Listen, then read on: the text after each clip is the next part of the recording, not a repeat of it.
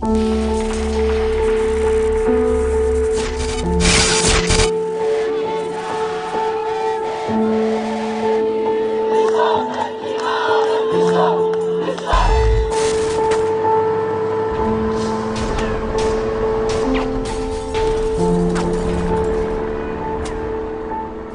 resoluteness is about an attitude.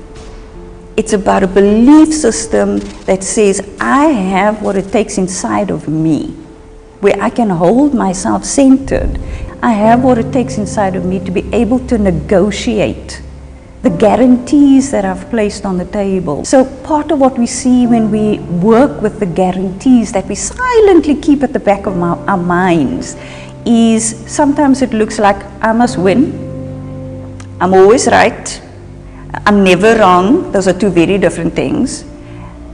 I don't believe in democracy. I don't believe in equality, but we keep it quiet because the environment in which we're negotiating peace is not safe enough for us to say that. And so when you're coming to the table, you come in conflict. You come from that place that says, there's so many things on the inside of me that I haven't resolved.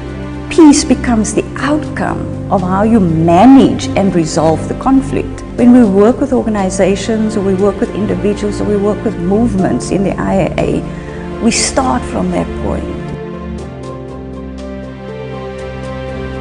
Understanding that conflict sometimes really is just a conversation, it's a missing conversation, and that once the unspoken has been brought to light, something different can emerge, and it doesn't need to be annihilation, it doesn't need to be destruction. It can actually give you hope and peace and bring joy back into your life. And one of the things that I've found is that being able to deal with conflict has actually brought me into a space where I actually have to be alive. We understand that in terms of a process of understanding, you've got to create an environment that says it's okay for you to say, it's safe for you to say what's going on behind your eyes. Because once you have that information and you understand that you will be able to survive saying that, a very different level of peace can be created as an outcome. There are parts of myself that I haven't wanted to look at or have never looked at, which I'm now confronting. I could never have imagined that I could work to such a level. That was never part of the equation. We're not conditioned to be vulnerable.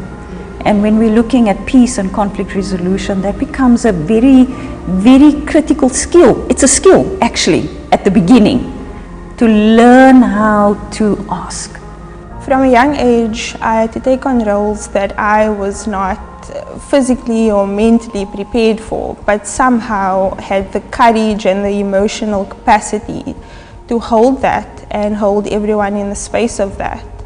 I think with time it's taken a lot of understanding, because I would label myself a troublemaker, an outcast, a runaway.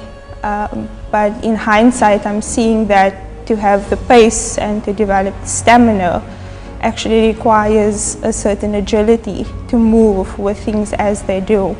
And so a lot of my life and the roles that I've been given, as well as the roles that I've taken on, has equipped me to deal and move with the pace at which emotions come. My greatest challenge with peace has been finding peace within myself, and that is about connection. So being connected to myself and others has been very challenging, and once you are connected to yourself, that's where you find peace. The challenge about dual citizenship is around identity and being forced to choose connection. Having dual citizenship means that you have to choose your pain of who is abandoning you and with whom you're staying connected. In my upbringing, there were certain conflicts that were not allowed to be spoken about. what I knew intuitively was that I couldn't challenge the unspoken dynamics within the family, which would bring up the defense systems that would block that. Anything that would have touched their own personal inner fight would create a toxic wall. So I knew that I had to protect that at all costs. As a descendant of a migrant parent, I carry the burden of having made the choice to leave people behind, not knowing if it was worth it. Conflict resolution without compromise brings up a lot of toxicity. It reflects to people exactly what they bring to the space, what they contribute, what they project, and also what they're most afraid of. And very often conflict resolution is around trying to appease people, and with patience it can often be around that too, or even between their partners. But when you go straight there without compromise, it becomes dirty and it looks ugly, and it's incredibly healing. The more I work with patients, the more I'm realizing that peace is not something for them to attain, it's something that is co-created by all of us. I have the blessing of being able to work with patients every day, and I, through that, have felt love through what I am able to do when I can sit with a patient actually in a space that is required for them to be present in the moment without messing up the space with any of my crap that would take them out of where they need to be. I have been protected by my parents, by everything in this bubble since I grew up. I had to find out who I am without all of that. When the love gets taken away from what your parents have put you in this bubble, when that love is away, who am I? At the end of the day, that is who I am and who I am meant to be. You need steel. You need steel in the blood to say that when I show you that part of me that I don't want the world to see, that I will not judge myself. I find that I constantly push myself to do brilliant things in scary situations, to steel myself or to create those layers of skin. And I found it to be a remarkably empowering space, which means that I'm able to own who I am. And so therefore, I walk away feeling much bigger than I felt when I arrived. You've got to understand that you have to have sufficient stamina in your organizational tank to take you across the line. Not to the line, across the line. When you get across the line, you're not the same organization that stood 1 foot before the line.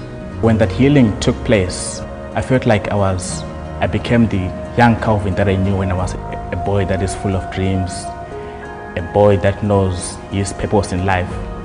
Something which I had lost, like as I was growing up due to the traumas and other negative experiences that I encountered. As a South African organization, we have an inherent sense of what it means to be dehumanized. We have the vision, ego vision, that will be able to lock onto that context of dehumanization. That impact for me has really changed even the way I deal with people, my outlook on life, my relationships and everything. Like I feel like I'm living a life which has got a purpose because I now know what I want to do because of that healing. What would you need to put in place today to save the next generation from the scourge of war? Where I stand in the scourge of war is acknowledging that I'm in it whether I want to be or not. It's up to me to decide if I'm going to do something about it or just let it pass over me and take me with it. I'm seeing that what is needed now and for the next generation is transparency and open dialogue, accountability, and everyone taking responsibility for what they bring What I'm seeing for the next generation to stop the pain is to put your shame aside. We take into consideration your culture, your framework, the purpose of the work, what your organization looks like, what does the inner landscape look like, what do you want to work towards. Working within the IAA has actually given me the slipstream that I need that says you will be okay and everything about your life has meaning. This is spirit work. This is the work of who I am as a human being. How do I move from my concept of myself as a human to the doing of myself as a human? How do I stop the suffering? And so when one starts grappling with that, you're really starting to understand what it means to be part of the human condition.